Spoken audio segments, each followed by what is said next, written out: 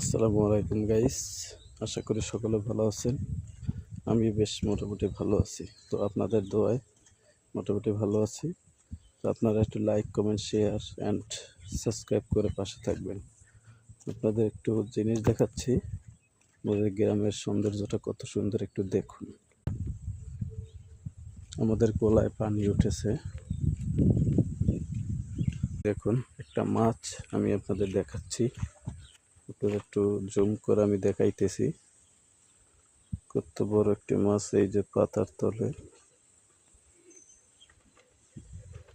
দেখছেন, অনেক বড় একটি মাছ।